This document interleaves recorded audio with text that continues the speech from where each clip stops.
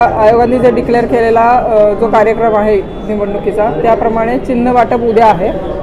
चिन्ह वाटपासंदर्भात तीर्थक्षेत्र विकास आघाडीच्या लोकांचं जे म्हणणं होतं ते मांडण्यासाठी ते इथं आले होते।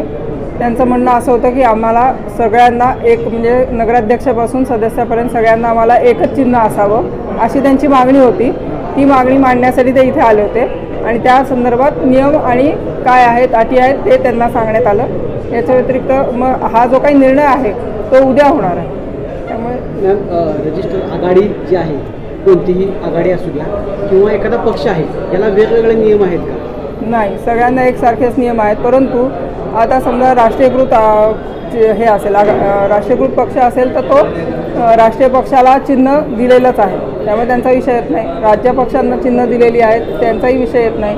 किंवा ज्या नोंदणीकृत अमान्यता प्राप्त जे आघाड्या आहेत किंवा जे पक्ष आहेत त्यांच्या संदर्भात काही नियम आहेत, त्या नियमाप्रमाणे त्या आघाडीने म्हणजे नॉमिनेशन दाखल व्हायच्या आधी 3 दिवस त्यांना जर का एखादं चिन्ह हवं असेल तर कलेक्टर ऑफिसला अर्ज करणे अपेक्षित आहे।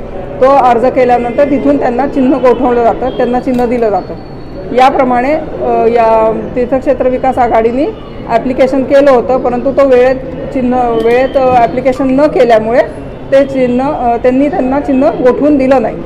त्यांचा विषय असा होता की ते चिन्ह इथं त्यांना मिळावं, ती मागणी सांगण्यासाठी ते इथं आले।